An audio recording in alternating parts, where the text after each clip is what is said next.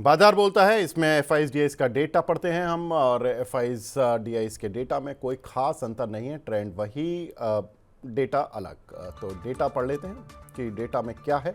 4,295 करोड़ की selling FIIs के द्वारा, डीआईज की बाइंग 4364 करोड़ की।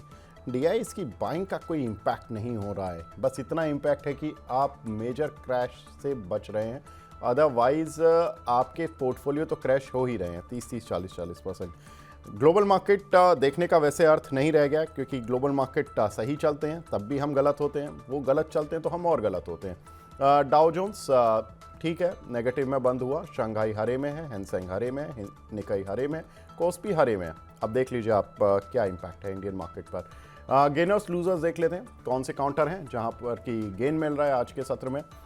तो संदुमा करीब 18.5%, ग्लैक्सो 17%, मन्नापुरम 7%, नावक 7%, किर्लोस्कर ब्रदर्स 5.5%। गिरने वाले कौन से काउंटर हैं, उन पर लिस्ट पर नज़र डाल लेते हैं। Zentech 20%, Concord Bio 11%, KFintech 8.5%, MTR Tech 7.5%, Senco Gold 7.5%। तो ये सारे ही काउंटर हैं जो कि आज के मार्केट में गिरावट दिखा रहे हैं। आगे बढ़ते हैं, कुछ एक ग्लोबल खबरों की तरफ बढ़ते हैं। अमेरिकी निवेशक भी असमंजस में हैं टैरिफ को लेकर। उनको लगता ही नहीं कि टैरिफ पूरी तरह से इम्प्लीमेंट हो पाएगा, जितना डोनाल्ड ट्रंप बातें कर रहे हैं, और वो अपने अमेरिकन मार्केट्स को खरीद रहे हैं, डिस्पाइट द फैक्ट कि उनको लगता है कि उनके देश में इन्फ्लेशन बढ़ रहा है और बढ़ेगा। जनवरी महीने के जो इन्फ्लेशन रेट आया था वो थोड़ा सा बढ़कर आया था। समीर सर, अगर हम देखें तो जनवरी में जनरली अमेरिकन कंपनीज प्राइस बढ़ाती हैं न्यू ईयर पर, जिसकी वजह से थोड़ा सा इन्फ्लेशन पर इम्पैक्ट आता है।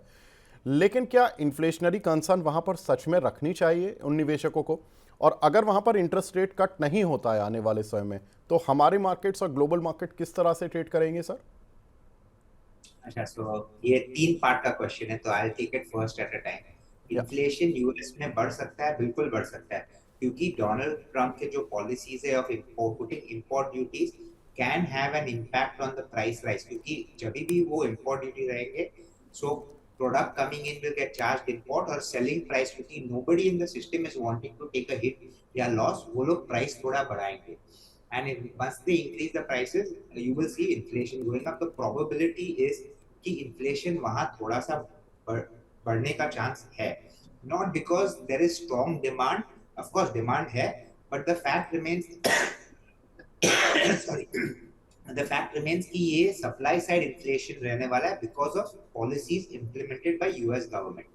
अभी इंटरेस्ट रेट कट की जो आप बात कर रहे हैं यूएस में, it becomes very difficult for Jerome Powell to cut interest rate जब इन्फ्लेशन बढ़ रहा है। So we need to see कि is demand reducing because of these price increases.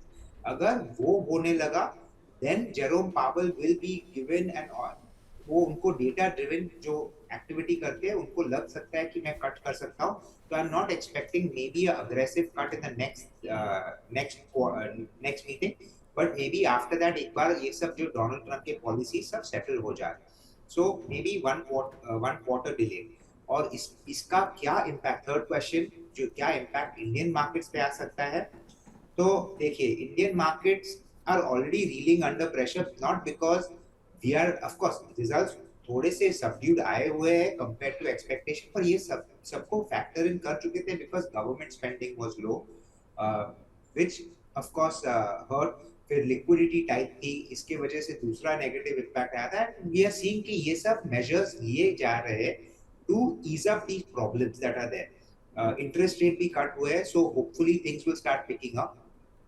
So the money जो आउटफ्लो एफआईएस का जा रहा है is not because India is as bad, but it's because उनको 5% वहां रिस्क फ्री मिल रहा है। यहाँ पे अगर मुझे रुपी डेप्रिशिएट होता है by 3 to 4% over a year, plus I am getting 5% there, तो मेरा 8% रिटर्न तो वैसे ही आ चुका है।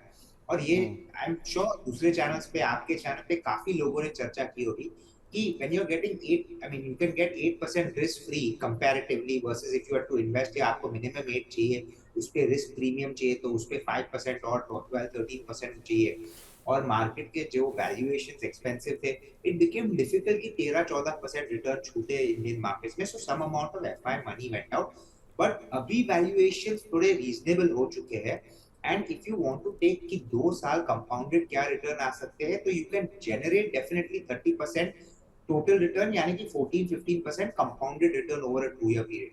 तो मेरे हिसाब से a lot of the FI selling that is done should be over. What we will see is money will come back. तो मेरे हिसाब से we have better consumption story coming up from India because of tax benefit जो दिया गया है, interest rate cuts दिए गए हैं, government spending return हो चुका है, और valuations करेक्ट हुए. So I see limited downside from here. Can the market fall क्योंकि sentiment थोड़ा खराब है और liquidity dry up हो चुकी है? It can go another 3-4% on the Sensex. But मेरे हिसाब से यहाँ से बहुत downside नहीं है, तो I am actually positive on the Indian markets irrespective of what happens in the US. ठीक है। सर रुपी डॉलर की भी मैं बात करूंगा और रिटेल में करूंगा क्योंकि सेंट्रल बैंक थोड़े मुश्किल में चल रहे हैं, लेकिन एक चीज़ जो कि चाइना की तरफ से पॉजिटिव आई है वो है कि चाइना की कंज्यूमर डिमांड और प्राइस ग्रोथ मजबूत रहेगी। वहाँ के सेंट्रल बैंक ने बोला इकोनॉमी मजबूत है, करेंसी स्थिर है। कितना रिलाई करें? और सही में अगर हम देखें तो Chinese market despite the fact कि सर इस तरह के टैरिफ सबसे ज़्यादा उन्हीं को लेकर बातें हो रही हैं, अमेरिका और चाइना को लेकर, और उसके बावजूद चाइना का मार्केट अच्छा परफॉर्म भी कर रहा है। ये साइन है कि उनकी इकोनॉमी सही में ठीक है। सो आपने जो कहा कि how much to believe we don't know, but look at it, ऐसे देखिए कि चाइना में डिमांड पहले से ही इतना बुरा था, ग्रोथ कम हो रही है, गवर्नमेंट इंसेंटिव्स के बाद भी economy is not recovering significantly. So hopefully may be some small amount of uptick वहां आया है, which is a positive. अगर चाइनीज इकोनॉमी रिवाइव करती है, so of course it's a good thing for global consumption of commodities and all of that, which will automatically drive some amount of growth. But I don't think कि I would believe, I mean not bet too aggressively, क्योंकि जो Donald Trump के policies है, again we keep going back to the same thing, क्योंकि एक बहुत बड़ा giant वहाँ US consumer, if they start putting more and more import duties on China, then how does it affect Chinese exports to the global market, especially to the US? और अगर वो कम होते हैं because comparatively some other country becomes more competitive, so then the recovery in China may be short-lived. So I wouldn't, I mean, I believe करना कि ना believe करना एक चीज है, but I wouldn't bet too much on a very aggressive Chinese recovery. ठीक है। दुनिया भर के सेंट्रल बैंक वैसे इंटरेस्ट रेट कट भी कर रहे हैं, चाइना ने भी किया, भारत ने भी किया, यूरोप भी कर रहा है, बैंक ऑफ इंग्लैंड भी कर रहा है, अमेरिका ने भी पॉज किया है लेकिन रेट कट के बाद पॉज लिया है। ऑस्ट्रेलिया में भी 4 साल बाद अब रेट कट आने की उम्मीद है। कल वहाँ पर मॉनेटरी पॉलिसी है, उसकी मॉनेटरी पॉलिसी की घोषणा होगी। ऑस्ट्रेलिया में जो इन्फ्लेशन रेट है वो 2.4% पर आ गई है और उनकी जो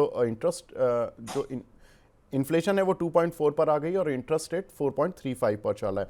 सर ऑस्ट्रेलिया चूंकि माइनिंग का हब बनना चाहता है, अदानी वहाँ पर ऑपरेट करता है, अदानी एंटरप्राइजेस, कोल इंडिया अगर वहाँ पर कुछ इंटरेस्ट रेट कट आते हैं तो कोल के प्राइजेस या कुछ कह सकते हैं कि जो माइनिंग एक्टिविटीज़ हैं उसमें इम्पैक्ट होगा। एनएमडीसी, कोल, इन सभी पर कुछ इनडायरेक्ट बेनिफिट या नुकसान कुछ देखने के लिए मिलेगा अगर ऑस्ट्रेलिया की इकोनॉमी रिवाइव करती है after the interest rate cut? तो ऑस्ट्रेलियन इकोनॉमी रिवाइविंग और माइनिंग एक्टिविटीज में कोरिलेशन उतना मैं नहीं रखूंगा. I tell you why. जो interest rate cuts is to do with the fact कि that demand should start seeing an uptick, क्योंकि इन्फ्लेशन नीचे आया हुआ है, so you know it leaves positive real interest rates. तो दैट इज वन फैक्टर. दूसरा factor है जो माइनिंग एक्टिविटीज अपटिक ले सकती है. अभी मेरे हिसाब से जो हम लोग ने प्रीवियस पार्ट में कहा कि China is, we are not expecting कि रिवाइवल इतना स्ट्रांग रहे, and Australia mines a lot of product and exports it to China. तो अगर चाइनीज इकोनॉमी उतनी रिवाइव नहीं कर रही है, so then it doesn't make sense for mining operations in Australia to expand or increase production, क्योंकि वो supply कहाँ पे करेंगे? India for a large extent is self-sufficient, not self-sufficient, but Coal India takes care of a big chunk of the requirement of coal.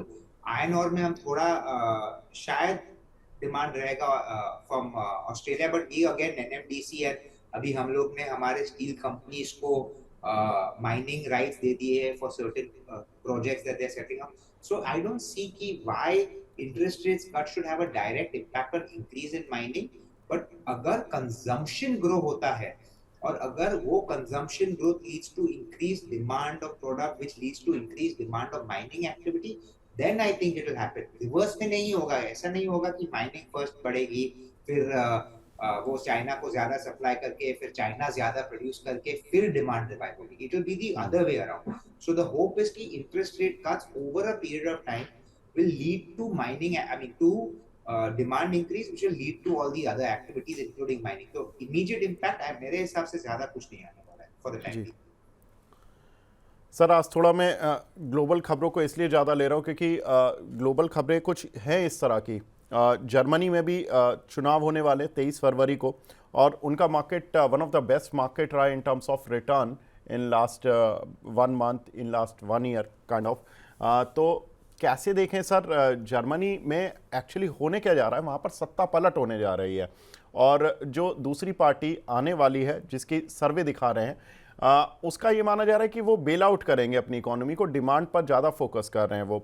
अगर Germany, चूंकि Europe का सबसे बड़ी इकोनॉमी मानी जाती है और है भी इनफैक्ट, और वहाँ पर अगर कुछ टर्न अराउंड होता है उनकी इकोनॉमी में, जो कि पिछले 3 साल से लगातार स्ट्रगल कर रही थी, तो क्या लगता है सर, हमारी कौन सी कंपनीज को फ़ायदा हो सकता है?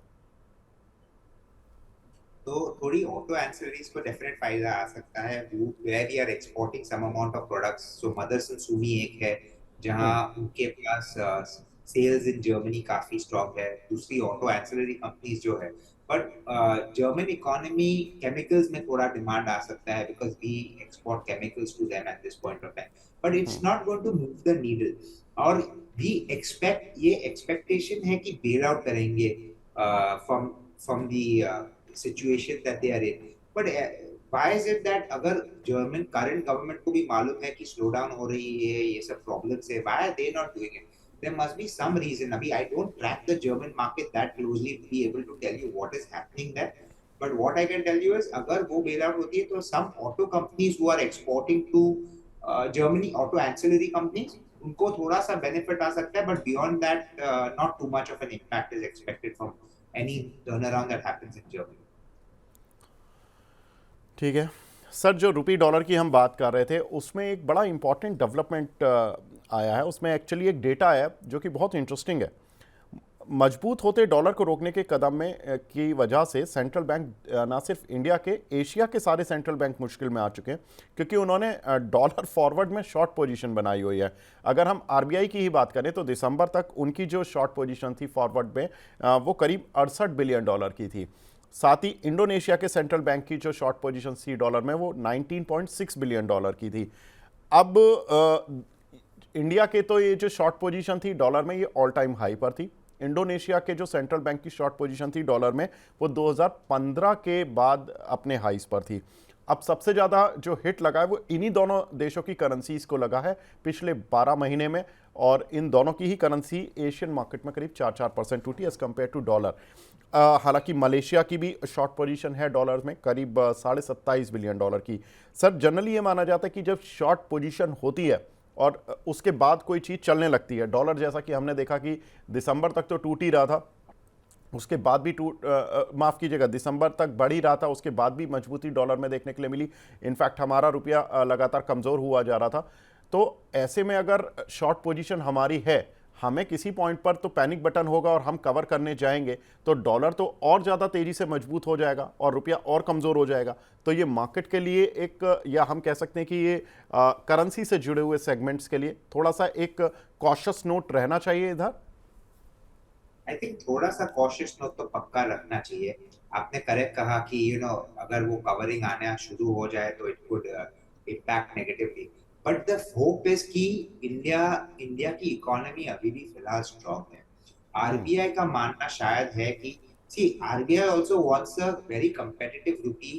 If other currencies fall, they are not going to stop Indian rupee from falling, क्योंकि we have to remain competitive, but they have to also make sure कि stable रहे, it should not move one way.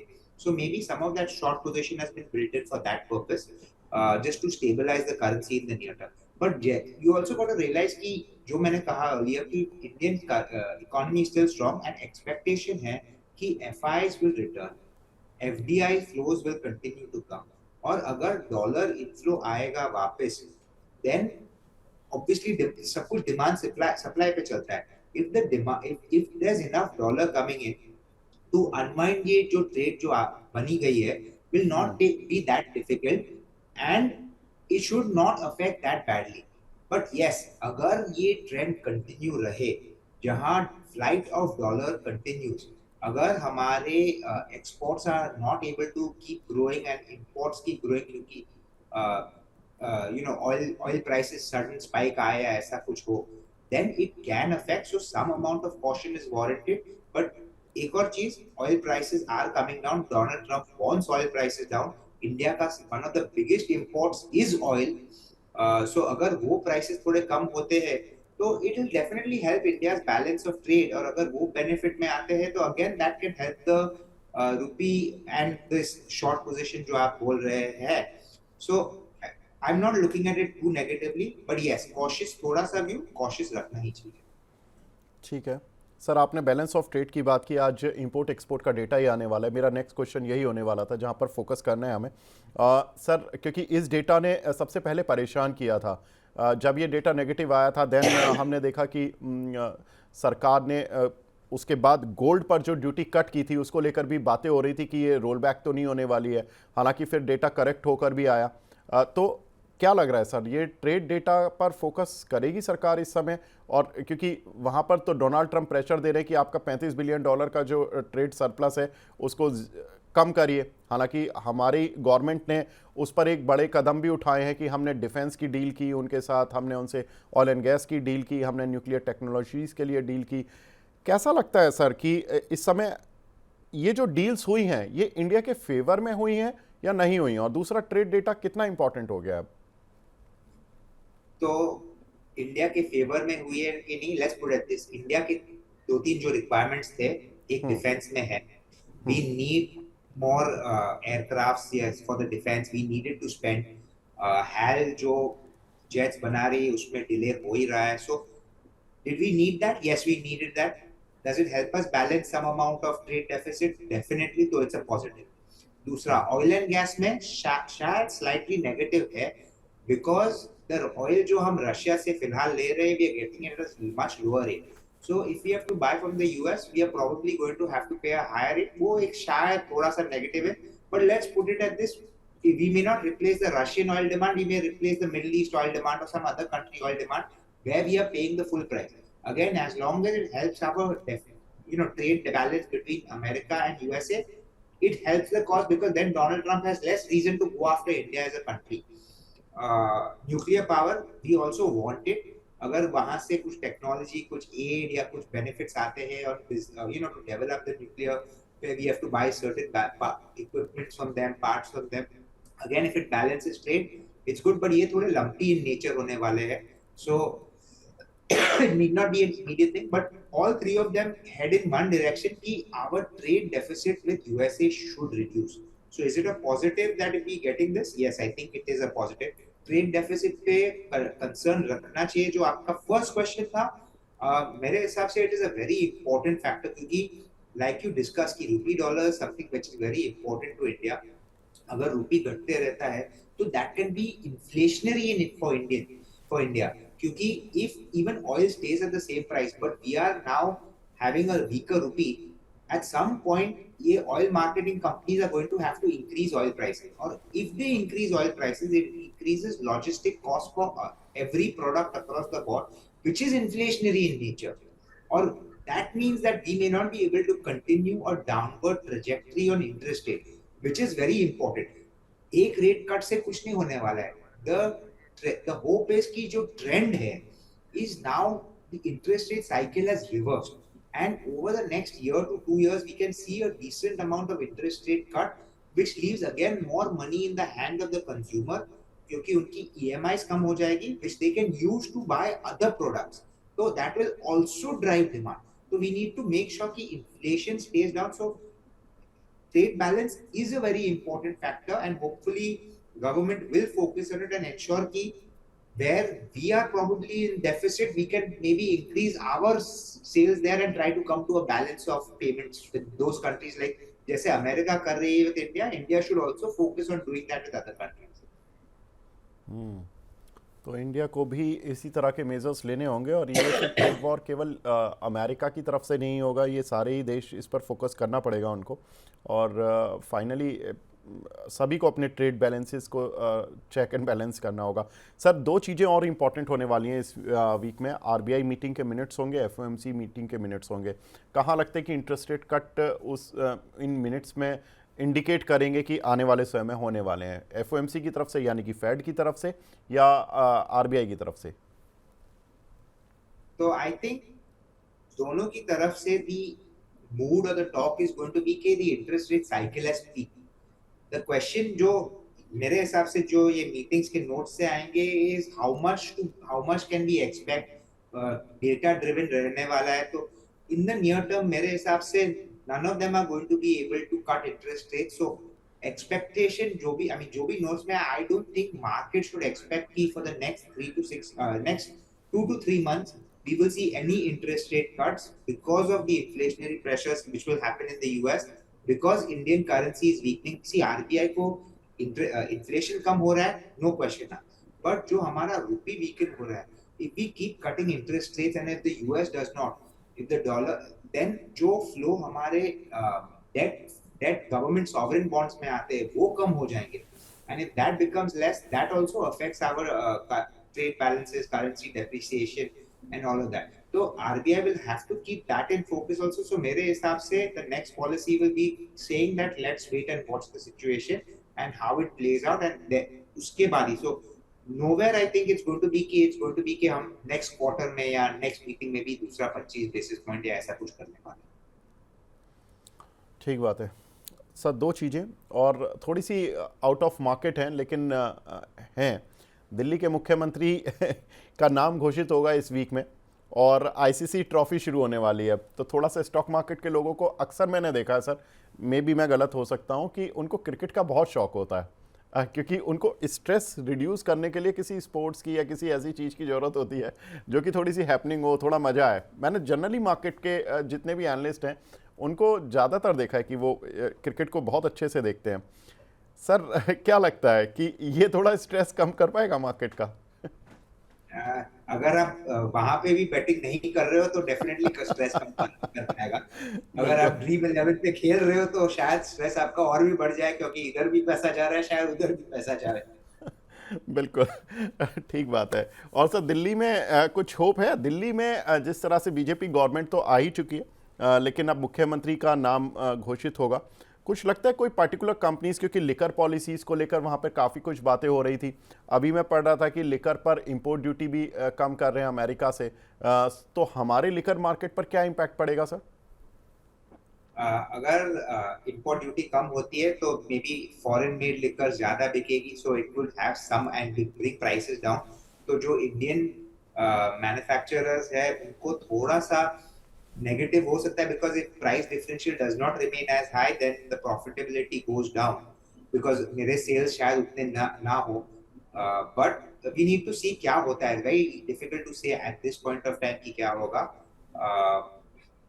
But simply put, whoever comes as chief minister in Delhi, मेरे हिसाब से nobody is going to do anything drastic or negative for India or for Indian companies or anything like that.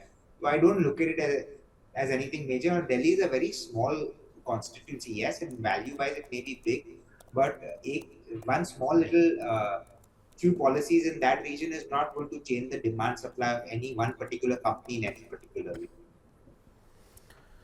ठीक है Sameer sir, अभी last question बस कि आप क्या खरीद या बेच रहे हैं इस समय मार्केट में?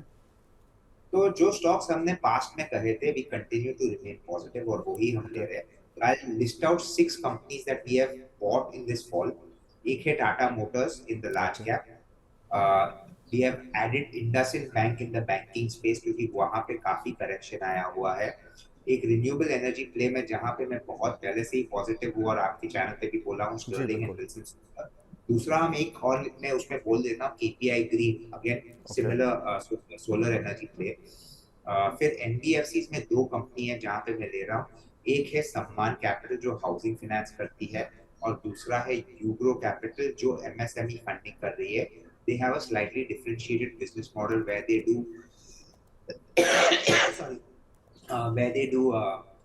lending, but they do co-lending, यानी कि 20% उनके बुक्स पे रखते हैं, 80% वो बैंक के थ्रू करते हैं. So that has, मेरे हिसाब से ये दोनों स्टॉक काफी घटे हुए हैं. I think Ugro did a QIP at 260, वो अभी 160 पे है, और सम्मान ने रिसेंटली 150 पे QIP किया, और आई थिंक 120 का रेट आज या कल कल तक 120 था, I don't know today's rate. और एक लास्ट में ऑटो में जहां पे ले रहा हूँ इस Tata Motors, where I am very very positive. मेरे हिसाब से lot of the negatives are priced in, and this is something that will do really really well over a period of next 2 to 3 years. जी sir, Tata Motors में किस target को लेकर चल रहे हैं, कितना अपसाइड परसेंटेज टर्म में? देखिए, if you are a 3 year investor, I don't think I would be worried. मैं मेरे हिसाब से 12-1300 तक तो जा सकता है, which is excellent return in a large cap company. अगर आप देखें तो 1150 तो आई थिंक 3 months ago ही था. तो I am not talking significantly higher than the life time. I am talking of maybe 50 to 100 rupees over the life time high. पर अगर आप ये रेट में देते तो आपका return can be close to 20% compounded over a 3 year period, so which is fabulous if you ask me as a fundamental analyst.